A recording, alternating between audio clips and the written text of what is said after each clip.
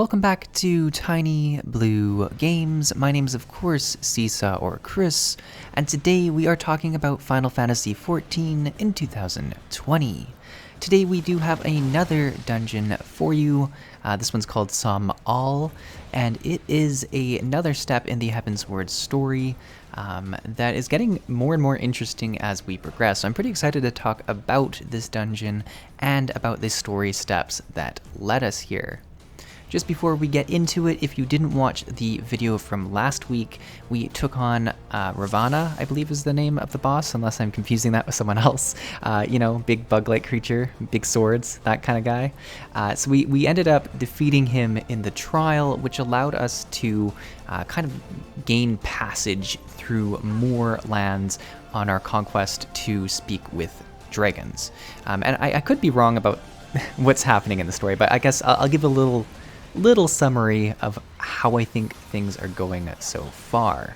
So, big picture wise, we are helping to defend Ishgard from dragons, and we got wind that there is a dragon attack that is planned on the city, and our goal is to reach out to the dragons and stop the attack before it even happens. And to do this, we've paired up with a few heroes from the story. We have Lady Iceheart, who is known for having quite the connection to dragon people. And we have Stinian, who is the Azura dragon, who has quite the background for killing dragons. So there's some conflict there. We have Alphino, who is our, trusted main story person. He's kind of been there throughout everything, and he's kind of the voice of, I don't know if he's the voice of reason, but he's definitely kind of the person who's more the central perspective. Like, he's kind of got, some thoughts on everything, and he's kind of involved in every conversation. And then of course we have ourselves. So that's kind of the band of adventurers that we've been working with, and as I've said before, we're trying to communicate with the dragons to either postpone or stop these kind of attacks in general. And we're working our way to a new land called Sohm, which you can access at the end of this dungeon. That's kind of what I think things are pointing towards, and ultimately what I think is happening so far. It's a pretty interesting story too. I think they've handled the idea of traveling through new maps a lot better in this expansion. It definitely feels like quite the achievement when you do get to a new place. You kind of have the narrator sort of give a brief summary of the area, and it really does feel quite epic when you're entering a new zone, which is interesting because back in A Realm Reborn, I was like, ugh, another new zone, whereas here I'm excited to see what comes next. And obviously some of this also has to do with kind of the more fantastical nature of the zones. Like, we have a lot of zones that are up in the clouds, that have some very interesting creatures as well as some very interesting environments. So I found it more interesting in general. But yeah, let's talk a little bit more about the actual dungeon. So I am playing on the Dragoon again. That's pretty much what I'll be playing throughout the Heavensward expansion. And for people who haven't heard or aren't aware, I kind of plan to play the poster job of each of the expansions. So that means, like, in the Shadowbringers expansion, I'll be the Dark Knight, and then I'm leaning towards Samurai for the Stormblood expansion as well. So that's kind of how I want to play it. I think it kind of adds that little element of flair to the expansion journey as well. Obviously, once I do get to max level and have experienced that, which I know, looking at my progress, is quite a ways in the future, I will experiment with a lot of different jobs and see what I actually enjoy playing as well. So that'll be something to come, and something that I'm very excited about. So, talking about the Azura Dragoon, I'm trying to think of what's changed since the last encounter. I'm pretty sure I now have this dragon bar, which there's probably a way better name to describe it, but you can see it in kind of the upper top right area, which works with one of my buffs. And from what I understand, it's when that's active, some of my skills do increased damage. It's also got a super cool skill animation of, like, dragons encircling me, so it looks really cool as well.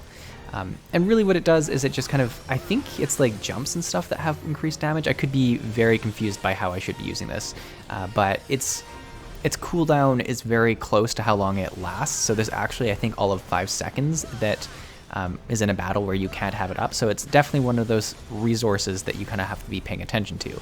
And I do enjoy that because it adds a little added layer to all the combos and the jumps and stuff like that. But I do notice, even watching right now and just knowing myself, there's going to be a tremendous amount of time where I don't have it up when I could probably have it. For instance, I've noticed now that it's been quite a while without having it. That being said, I'm also doing these fights for the very first time. I didn't watch anything before coming in here, so there's a lot of fight mechanics that kind of catch me off guard, and I need to rush in. For instance, we're watching these bugs kind of move towards the central boss, and if I've learned anything about ads in Final Fantasy XIV, I'm like, okay, these guys need to die right away. I'm not entirely sure what they do, if they heal him or if they charge up some powerful attack. It doesn't seem like he casts a big attack, but maybe it's a situation where if you do let enough of them get to him, he'll have a power. Actually, looking at the bar here, he does have stacks, so it might be something where he gets stacks from the bugs and becomes powerful that way. But it's kind of fun to just kind of guess what the mechanic might be, because it's definitely clear that they should die. The bugs probably should die, but it's not clear as to what will happen if they don't die. So it's always fun exploring fights like this. I like to switch on and off, and I've said this in other videos as well. I switch between looking the fights up or just diving in blind, and it does have both rewards and issues with both sides of doing that. But yeah, the boss itself is pretty cool. It reminds me of that Pokemon, and my lack of knowledge of Pokemon is going to really concern people. But like Venusaur or Bulbasaur or something like that, like the the leaves, and if you know Pokemon, hopefully who I'm talking about. I feel like I brought shame upon myself now with my lack of knowledge of Pokemon. I'm really sorry. I don't know. I never got into Pokemon as much as I did. What was it? Yu-Gi-Oh! Yu-Gi-Oh! Cards were definitely where I was as a kid, as well as the show. God, if I could talk about Egyptian god cards for days. But the Pokemon, I guess it was like I watched the show enough. The card game, I feel like I just didn't grasp as well. But this is probably a side topic that isn't necessary to our dungeon discussion. But I figured I would just share it with everyone. But yeah. So we continue on through the dungeon and on into, I guess it's kind of like a mountain that we're going through. It's hard to say, but it's definitely a very cool dungeon. Like the maps, like I talked already about the actual zones, but the actual instance maps are getting cooler and cooler too. They're definitely playing around with a lot of the elements I like a lot. I think Final Fantasy really has some strength when it comes to rock textures and kind of like crystals and like glow and like lighting of like the rocks and stuff like that. So there's definitely some like caves and like zones that have crystals and stuff like that really stand out even compared to any other MMO, like even MMOs from a newer engine or something like that. It's been very interesting to see how well like some of these areas, like this room looks incredible. It really does. It just screams fiery, hot dragon. Like I feel warm even talking about it, and I say that as I'm sitting in my non-air conditioned apartment, just steaming. It's really hard actually to do voiceovers the last couple of weeks because it has been really hot where I live. I don't have air conditioning, and usually the window open is kind of how I save myself. But during the voiceovers, I tend to close the window so I can minimize the sound of sirens and passing cars. But with that, it gets ridiculously hot after like 20 or 30 minutes of voice recording. I don't know if I'm acting. It gets hot is the bottom line here. I don't want to get too graphically into detail about how hot it gets, but it's kind of uncomfortable at times. But it is really enjoyable doing it. I still, every time I come and sit to do a recording, I'm always excited about what we're going to talk about, what we're going to dive into, and just really interested to see what you guys share about it in the comments. I think that's one of my favorite things, is seeing how you've engaged with the recording, with the content. That's another really big one, is I love hearing stories about your guys' first time through these dungeons, and parts you thought were challenging, because it makes me happier with my own progress in the game, because I'm like, okay, other people had issues too, and B, it always gives me like actual usable information, like it's usually advice that you post, which is really nice as well. While I'm talking about this, I should actually mention as well, if you do enjoy our Final Fantasy playthroughs, if you enjoy these videos and want to help grow our community, the easiest way to do that without really costing you anything but a click is to like, comment, and if you're not yet, subscribe. It does a lot to help me out and really continue this project.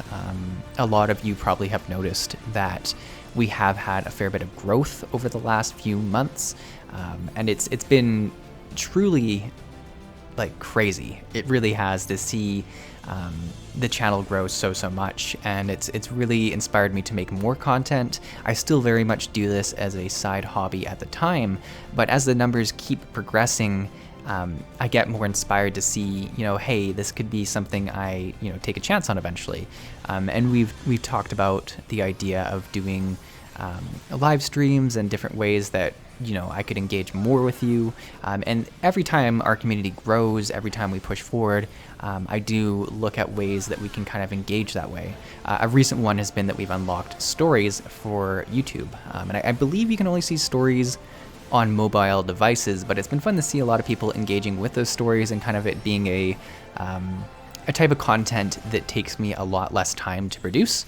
And because of that, I can kind of have more fun with it. So it's been a really interesting journey, and I'm very interested to see how it continues and what does change as I continue to grow. So more than anything, I just wanted to thank everyone who takes the time to watch these videos, comment, like, and just really engage with the rest of the community. It does mean a lot to me, and it's always super exciting. Oftentimes, I will try and reply to as many comments as I can. We've gotten to the point where it is very hard to reply to every single comment. I know that's something I tried to do a year ago when we were at like 3,000 subscribers, and it was a lot more manageable, but I still love engaging and, if anything, reading through the comments, so thanks so much. All right, we are at the second boss here with a dinosaur and globs is pretty much how I'm going to describe this fight.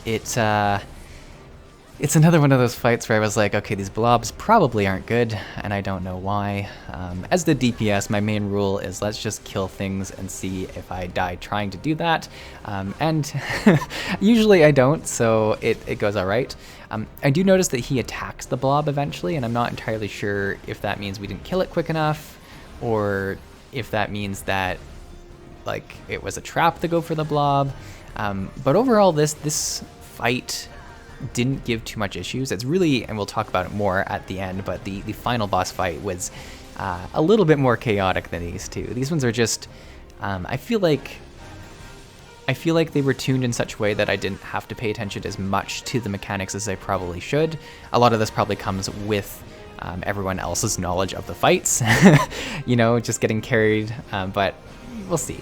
What I noticed here is that we kind of target the bigger, or at least I tried to target the bigger orbs first. I'm not sure if that's what the other DP, actually looks like he's targeting the other ad. But yeah, I'd love to learn about this fight. So if you do have knowledge on what these blobs, I think they're called bloods or something like that, what they do during the fight, I would be very interested in knowing. And if you're a new player who came here mistakenly to get advice on how you should go through these dungeons, I'm sorry to disappoint. Hopefully there is something in the comments below, but what you should take away is that, even if you don't have the knowledge, you're going into a leveling dungeon. If you're open with people and kind of share that it's your first time through, everyone will be pretty positive throughout the entire fight. Like granted, we didn't wipe throughout this dungeon, but typically people are very welcoming to new players and do, like, if I had asked before this, hey, what are the mechanics? I'm sure I would have gotten some pretty good answers. The way I do it when I go through it, and I don't know if this is the best way to do it or not, is I'll go through and I'll say, hey, I'm new. The game even tells you that there's someone who hasn't ran this before, and then I'll just go through the dungeon. And if we get to a boss that we do wipe on for some reason, it's at that point that it'll be like, hey, like I mentioned before, I'm new here. Is there anything I need to do to prevent us from wiping again or something like that? So that's typically how I do it. You can definitely be the person who asks for mechanics even before taking the boss once, and I think that is good. It just does slow down the run, and some people who might be doing this just to get experience, who are just trying to go through it as quickly, they might not be as pleased with that experience. I still think a lot of people, will be very open to telling you the mechanics if you just want to know them anyways. But if you're able to kind of learn well on the fly and at least give it a good shot before, I think that is good. It also is kind of how the game was designed for the first people to go through it. And that's I think as time's gone on, as the internet's become, I was going to say as the internet's become more popular, but MMOs I've been on the internet, so I'd say is like forums and Reddit and like the spread of information about games has become more popular. A lot of new players look up guides and really know everything about the game before they experience it. And this is very true even for metas and like specs and any kind of information like that, where you're kind of missing the most interesting part of fights, which is the struggle, the adjusting your strategy each time to try and clear it. And that's a lot of the fun that guilds that kind of do world firsts or guilds that jump right into content right away get to experience. And I'm not by any means saying that everyone should be a world first guild or whatever that is, because there's very few people who are world first guilds. But if you have the opportunity to jump in even with a bunch of random players who probably aren't going to kill something and just try out content before really having a look at it, it offers a very different experience. You should be prepared that you might not pass it, because if you're someone who's trying to do that and also just trying to like succeed, you might be very disappointed. But one of my best memories from MMOs in general was when raids were first introduced to Guild Wars 2. And I was someone who was really into raids in WoW, but I was definitely someone who looked up every fight before I got into a raid, because I was typically very scared to jump into raids, because I didn't want to be blamed for a wipe and then kicked, and then I always imagined people would know my name and I would just be shunned on a server or something like that, which hasn't happened yet, but who knows. Anyways, raids got introduced to Guild Wars 2. Right away, me and my brother jumped into the first boss, which was Veil Guardian, without any prior information, without, metas were still kind of a thing in Guild Wars 2, but it wasn't as widely known. And so we did jump in and we just wiped on Veil Guardian for hours. I'd say it was 2 or 3 hours, but eventually we did eke out the ugliest kill ever with 2 people alive at the end. But it was one of those kills where by the end of it, even people who were dead were still watching and everyone was screaming when we finally got it down. And it was just, it left such an impression. I was like, I've raided in other games, but this is the first time I've had that level of excitement. And from that experience, I've kind of tried to do that in any new MMO I play, where yes, some of these dungeons are years and years old, everyone knows how to do them, but you as a new player, you're still experiencing this for the first time, you're still getting that rush of oh crap, I didn't see that coming. And it does add to the fun. And we saw that a lot in the last trial, where each time we were kind of progressing through it, we got a little bit better. Certainly myself, I learned more of the mechanics, and it was kind of that iterative process of learning the fight as you go on that really made it interesting. But yeah, speaking of fights, let's talk about the big dragon here. I love dragons. I've said that in other dungeons. This dungeon did not disappoint with this big, bad, beautiful last boss. I love it. Just epic. This fight did, however, get pretty chaotic. The one thing that was said before we started is that we should kill the wings as soon as they pop. And that's all that was said. And I was like, okay, I'll be looking for these wings. I wasn't really sure, there's wings on the creature already, so I wasn't sure what that meant, but we'll go through it. So yeah, right away you can see lots of telegraphs to avoid. Those ones are pretty, they're hard to avoid, but it's pretty obvious that you just don't stand in all the lights. So I tried to do that as best I can. Obviously, as a character that gets locked into certain animations, it can be difficult. I do note that I should probably use my jump more than I do. I then noticed that there were little orbs that started on some people, and they seemed to run away from the group. And then it seems like there's an explosion that happens afterwards. So I noted that right there. You kind of watched me just see them, and I was like, okay. So I'm on high alert now, is what I'd say, for the next orb if it does come on me. So I'm actively dodging, and then keeping an eye out for wings to pop and for an orb to come out, which is already a fair bit of different things to pay attention to. So it was a very mentally tasking fight. This is probably one of those ones, if I was live streaming, I would be quiet. You also notice that oh, there we go. This is the orb. So what I did is I used my jump back and I just took it as far away as I could. I feel like I could have gone further. Actually, just looking at this, I think we made it so like we both got hit by the bomb. I'm not entirely sure. Looking back at it, I think what you need to do is, yes, take the bombs away from the group and the boss, but ideally, if you were to stack both the bombs together on a far edge of the map, at that point, everyone could avoid them, and that would be the goal. So here, you'll notice is actually when we're supposed to kill the wings, and it took me a little bit of time to get to it, which I'm sure the other members of this party kind of hated, but yeah, you'll notice the wings have like changed color. He's just standing there kind of casting an AoE, and right away, as I just started dodging the AoE, but it, you know, okay, I wasn't quick on the draw on this, is what I'm gonna say. I should have been quicker to get to those wings probably, but it did work out, and we managed to get the wings down. I'm not entirely sure if it's just the AoE that persists until the wings are down, or if there is actually a final attack that'll happen if you don't get the wings down. Luckily, we didn't have to figure that out, but someone in the comments could let you know what happens if those wings don't go down quick enough. But yeah, so we continued on it. I'd mentioned that I actually was good and focused the boss this time. It's one of those weird things where I got really good at focusing the boss as like a focused target on my healer, my scholar. And then when I switched to DPS, for some reason I was like, oh, I don't need to do this anymore. That's not actually what I thought. I just stopped doing it for some silly reason. And I've been actively trying to remember it again, but it's been pretty hard to do for some reason. So I'm trying to be better about it. I'm trying to do that, and I'm trying to actively use my jumps more. So you'll notice we got little orbs again. This time there was 3. And you'll see the 2 of them did run together. I learned it, I tried to do it at the very end and run to them, but I was not good. So, kind of suck. And I think I get hit by all 3 meteors, and we actually take out the other person with the meteors too. So, this video could really be an example of how not to do that mechanic, because I did not do very well. I don't know what to tell you. Looking back on things, it's so easy to see, oh yeah, you should have done that. And I feel like that comes through a lot in these videos, is that it's like, oh, why weren't you doing that? It's so obvious. Just know that now that I'm watching this again, it is obvious. Also, did you see that awesome skill I used there? Look at that. Killed him. Like, I hit like a huge number. It was great. But yeah, guys, hopefully you enjoyed this video.